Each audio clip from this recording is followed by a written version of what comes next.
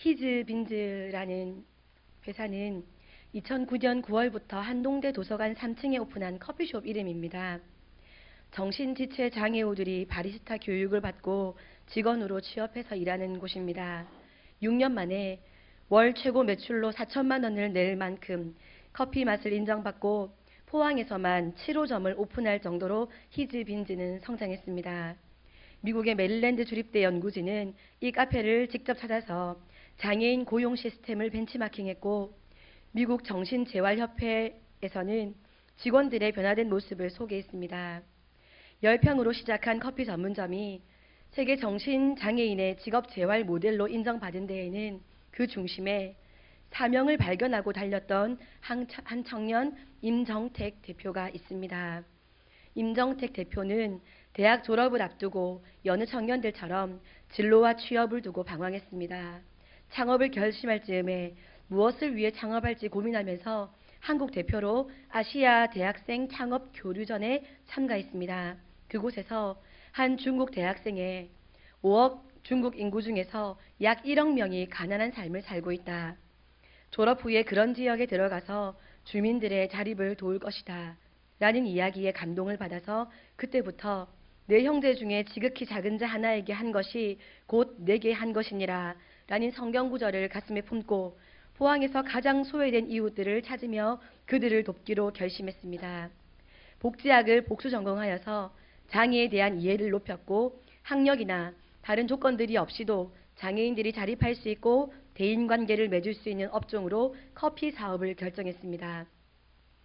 커피 사업을 결정한 후에는 전국의 유명한 바리스타들에게 전화를 걸어서 찾아가기도 했고, 또는 무작정 찾아가서 배우기도 했답니다. 그리고 한동대 교수님들을 설득해서 대학 안에 10평 남짓한 공간을 지원받아서 히즈빈즈를 시작했습니다. 나의 생계만을 위한 수고, 내가 인정받기 위한 노력이 아니라 사명에 대한 인식을 가지고 그 사명을 위해 열심히 살아가는 사람의 모습은 실패나 사람의 시선에 대한 두려움 때문에 발을 내딛지 못하고 머뭇거리는 여느 평범한 사람의 삶과는 판이한 모습이었습니다. 그 사람의 삶의 열매 또한 놀라운 것을 볼 수 있습니다. 오늘 본문 말씀인 시편 67편은 장막절 기간 중에 불리는 시입니다. 유대인들 사이에서는 추수감사 찬송으로 불리는 감사 예배시로 분류됩니다. 장막절에 거두어들인 추수와 이러한 선물을 베풀어 주신 하나님의 은혜에 감사하며 낭독했습니다. 동시에 자신들이 하나님께 복을 구하는 이유가 나 한 사람의 개인적인 안위를 위해서가 아니라 모든 민족이 그 복을 통해 하나님을 알게 되어 주님을 경외하며 찬송하기 원한다는 것이 이 시의 내용입니다. 이 시의 저자는 복을 받아야 할 이유, 즉 사명을 인식하고 이런 기도를 드린 것입니다. 이 시가 가지는 신학적인 의의가 세 가지 있습니다. 첫째는 이방 민족의 구원에 대해 확신하게 해서 그리스도의 복음을 통해 세계 열방이 구원받는 신약 시대가 곧 도래하게 될 것이라는 것을 알려주는 예언. 두 번째는 이 시편의 기록 연대가 대략 BC 1000년경인데요. 그리스도의 복음이 전파되기 1000년 전에 이미 땅끝까지 복음을 전하라 라고 하신 예수님의 말씀과 동일한 예언의 노래가 불렸다는 것은 하나님께서 태초부터 이방 민족도 구원 얻을 사람들로 구원받을 대상으로 예비해 주셨다는 사실을 증거하는 것입니다. 세 번째는 오늘날의 복음이 구약시대에 주어진 예언의 성취이며 예수 그리스도의 복음이 하나님의 뜻과 어긋나지 않은 참 진리라는 사실을 보여주는 역할을 합니다. 그래서 이 시는 아주 중요한 신학적인 역할을 하는 시입니다. 이제는 본문을 구체적으로 한번 생각해 보겠습니다. 본문은 중앙 집중형 구조로 되어 있습니다. 가운데에 중요하게 언급하고 있는 내용은 모든 민족이 하나님을 찬송하게 해달라는 간구입니다. 그리고 그 앞뒤를 감싸는 1, 2절 그리고 6, 7절은 하나님이 우리에게 베푸시는 은혜와 복, 온 땅에 퍼져야 할 하나님의 도와 그 도를 따르는 모든 민족이 하나님을 경외하게 되는 것, 그것에 대한 말씀을 하고 계십니다. 먼저 1, 2절 그리고 6, 7절을 통해서 시편 기자가 하나님께 무엇을 간구하고 있는지를 살펴보겠습니다. 1절 말씀을 다 함께 다시 한번 읽어보겠습니다. 1절 다 함께 읽겠습니다. 시작. 하나님은 우리에게 은혜를 베푸사 복을 주시고 그의 얼굴빛을 우리에게 비추사. 아멘. 6절 말씀도 다 함께 읽겠습니다. 시작. 땅이 그의 소산을 내어 주었으니 하나님 곧 우리 하나님이 우리에게 복을 주시리로다. 아멘. 1절 말씀은 민수기 6장 24절 이하에 기록된 내용입니다. 하나님께서 대제사장으로 아론을 세우시면서 이스라엘 자손을 축복할 때 사용하라고 주셨던 축복문입니다. 시편 기자는 이 말씀을 사용하여 하나님께서 오늘날 우리에게 이러한 은혜와 이러한 복을 주시고 그 얼굴빛을 비추어 주시기를 간구하고 있습니다. 본문 1절과 6절, 7절에서 복이라는 말씀이 나오는데 여기서 말하고 있는 복은 관계적인 의미를 가지고 있습니다. 하나님과의 올바른 관계 자체가 복이라는 것입니다. 아버지 어머니께서 자녀를 매일 집에 혼자 내버려 두면서 자주 그럴싸한 좋은 선물들을 사준다고 해서 아이들이 난 정말 복받은 아이야 라고 말하지 않습니다. 내 아버지와 내 어머니께서 나를 사랑과 관심의 눈으로 바라봐 주시고 나를 보호해 주시고 나를 지켜주시고 나를 기대해 주시고 나를 후원해 주시고 나를 응원해 주시는 것에 아이들이 행복을 느끼고 자존감이 높아지고 힘이 생기는 것입니다. 부모님께 꾸지람을 듣고 관계가 어긋난 듯 여겨질 때 얼마나 마음이 힘이 듭니까? 바른 관계가 가장 행복한 복입니다. 본문은 이러한 관점으로 복을 말씀하고 있습니다. 중요한 것은 이러한 좋은 관계, 바른 관계를 이룰 수 있는 시작점이 오직 하나님께만 있다는 것입니다. 하나님께서 바라봐 주셔야 하고 하나님께서 주도적으로 은혜를 베풀어 주셔야 합니다. 하나님의 일방적인 호의가 우리에게 주어질 때 우리는 주신 복을 누리며 살게 됩니다. 사람은 누구나 복이라는 것을 받고 살고 싶어 합니다. 그런데 무엇이 복인지에 대한 생각은 사람마다 차이가 있을 것입니다. 각자가 가지는 가치관에 따라 다른 것이 복같이 여겨질 것입니다. 권세가 가장 중요하다고 여기며 사는 사람은 권세를 얻는 것을 복이라고 할 것입니다. 돈이 가장 중요하다고 여기는 사람은 돈을 많이 버는 것이 가장 큰 복이라고 말할 것입니다. 인간관계가 가장 큰 복이라고 여기는 사람은 좋은 사람들을 많이 만나고 친구 관계를 잘 유지하는 것이 복이다 라고 말할 것입니다. 그러나 구약 성경과 히브리적 사고에서 의미하는 복은 이러한 물질적이고 유한한 가치가 아닙니다. 하나님의 호의, 하나님의 은혜와 하나님의 얼굴의 빛, 이러한 것들, 하나님과의 바른 관계가 가장 큰 복, 가장 근원적인 복이라고 말합니다. 6절 말씀을 보면 땅의 소산이라는 표현 때문에 본문이 물질적인 복을 받은 것으로 감사하고 그 복으로 어떠한 영향을 끼치기를 원하는 것이 아닌가라고 생각할 수도 있지만 이러한 땅의 소산 또한 하나님께서 은혜를 통해 주시는 선물 중에 하나일 뿐이기 때문에 더 큰 복의 개념은 하나님의 은혜라는 것을 알아야 합니다. 하나님의 호의로 베푸신 다양한 선물들 중에 하나인 땅의 소산인데 그 은혜의 수많은 부산물 중에 하나를 마치 핵심인 것처럼 여겨서 주객이 전도되어 더 작은 개념이 주된 개념인 것처럼 여기는 것은 지혜롭지 못한 행동입니다. 하나님의 자녀된 우리들 또한 이러한 성경적 관점을 가지고 살아야 맞습니다. 유한한 세상적 가치를 복으로 구하는 것이 아니라 하나님과의 바른 관계를 구하는 기도를 드리는 것이 가장 먼저여야 합니다. 동시에 이미 그러한 복을 받고 살고 있으면서도 그 소중함을 경홀히 여기고 지나가는 것이 아니라 내가 그 복을 받고 누리고 있다는 것을 인식하고 감사하며 감격하는 것, 그것이 하나님의 마음에 합한 가장 건강하고 바른 복을 구하는 자세이자 누리는 자세입니다. 8살 된 조카 아이가 어느 날 장난감을 한참 가지고 놀다가 문득 자기가 가진 장난감들을 보니 어머니에게 너무 감사한 마음이 들더랍니다.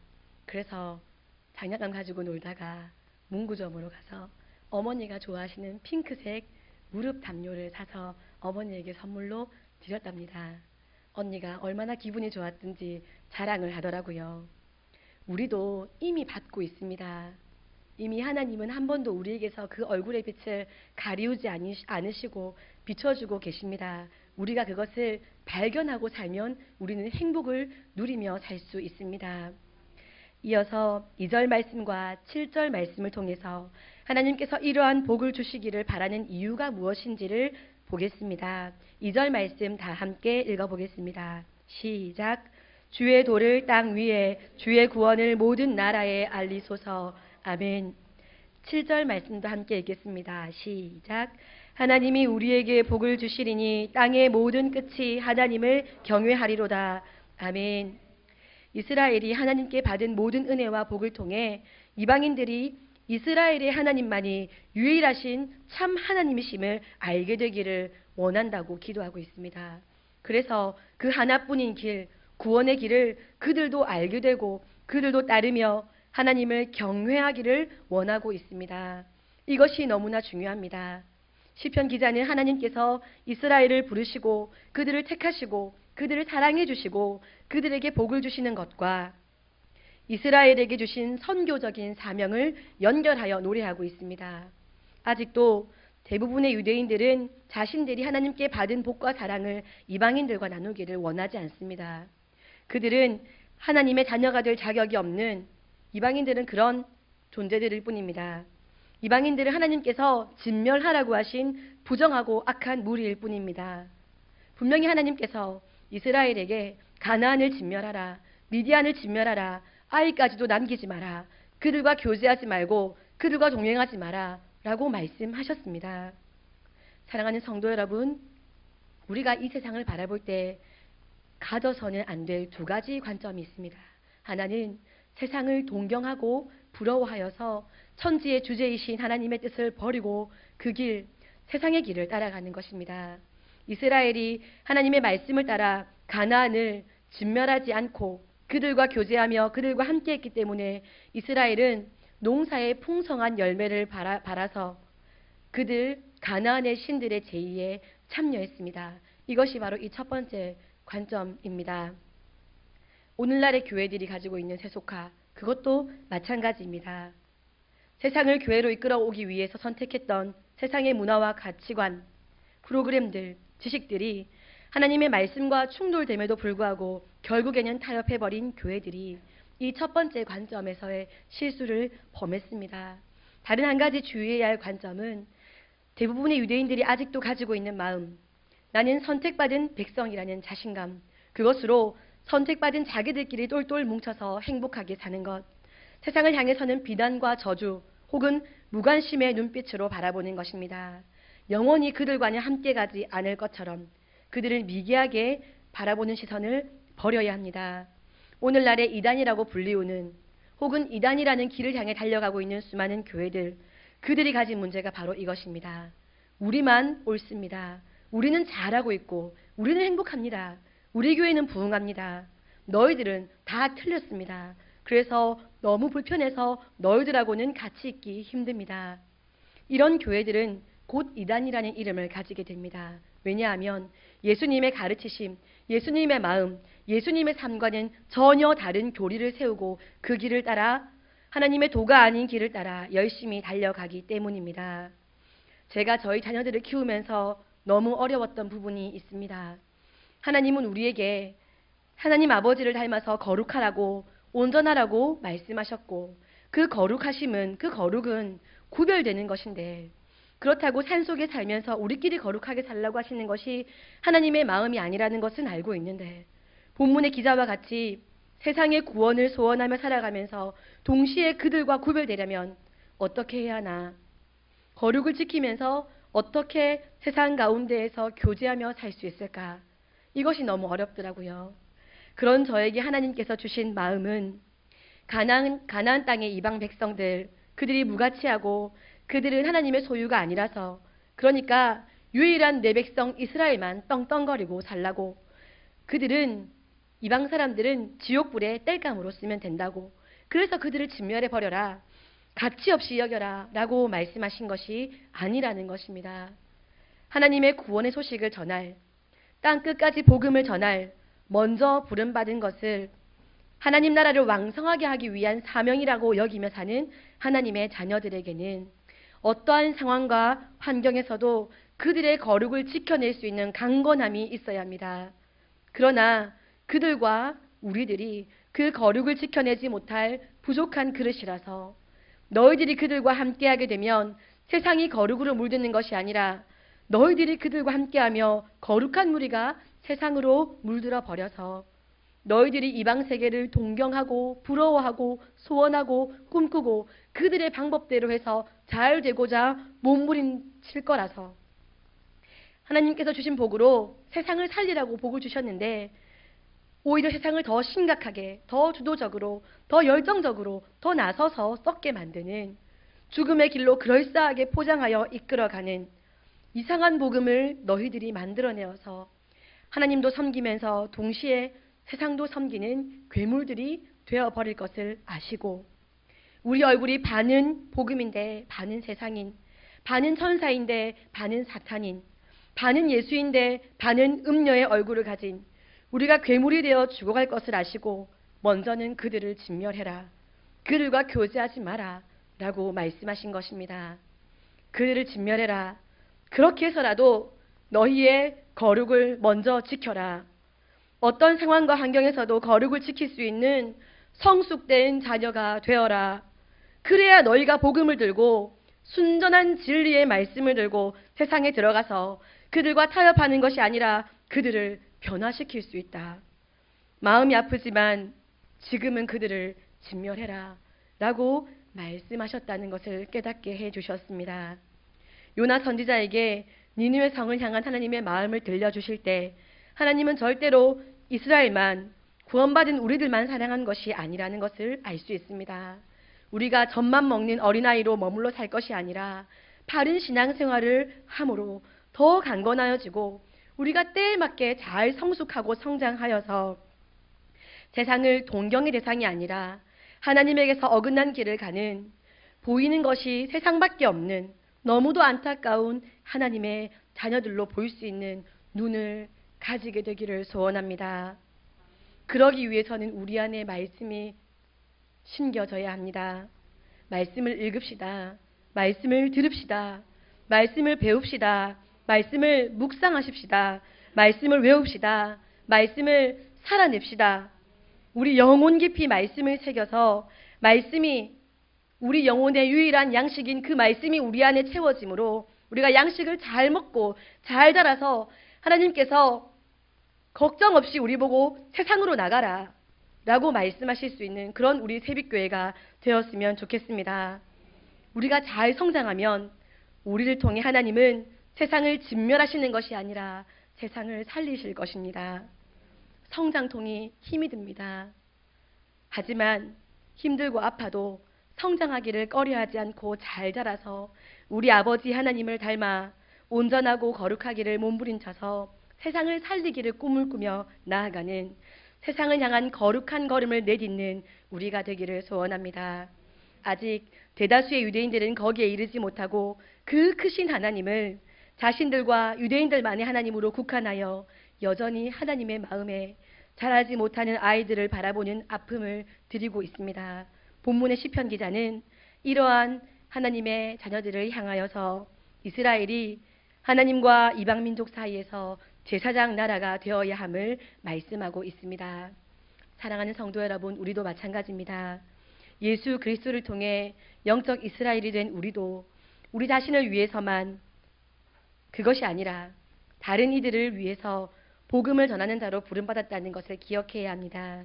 이것은 특별한 누군가만을 위한 것이 아니라 모든 교회와 모든 성도들에게 주신 선교적인 사명입니다. 이것을 분명히 인식하고 내게 주신 생명의 길, 하나님의 도, 내가 얻은 구원을 증거하는 일에 헌신해야 합니다. 내가 하나님께 받은 복, 내가 하나님께 받을 복, 거기에만 시선이 멈추어 버리면 그것은 사실은 하나님과 관계없는 세상에 속한 사람이 세상의 복을 받고 싶은데 그 도구로 예수 그리스도를 붙잡은 것에 불과합니다.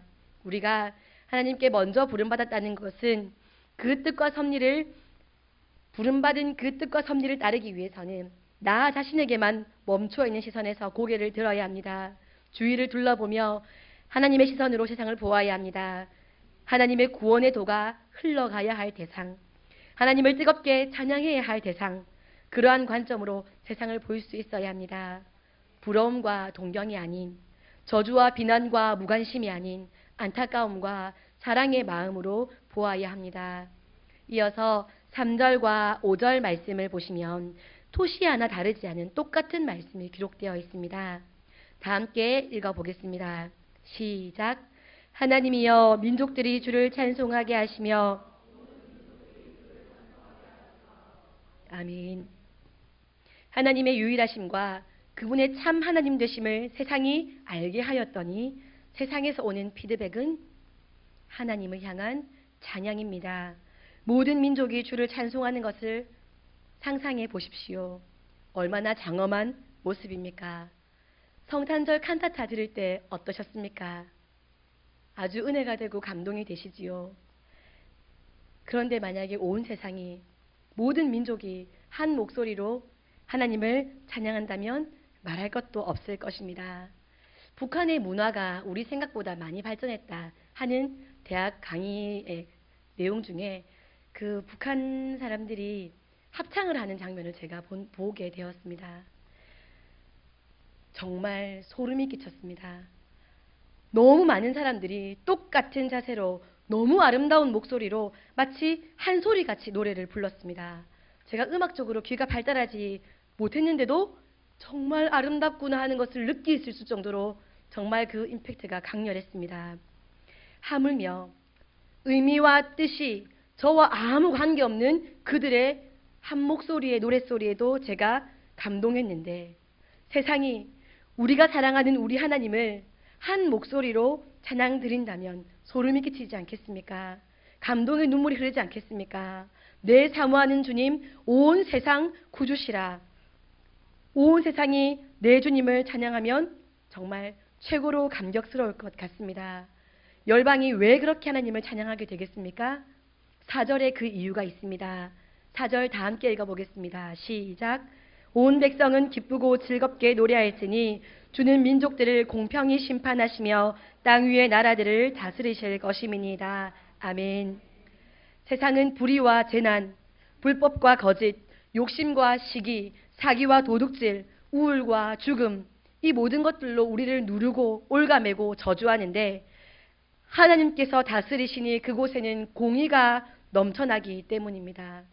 사람이 아무리 법을 만들고 단속을 하고 처벌을 해도 누릴 수 없었던 평안이 바로 하나님의 다스리심 안에 있다는 것을 경험하게 되면 하나님을 향한 찬양이 절로 나오는 것입니다.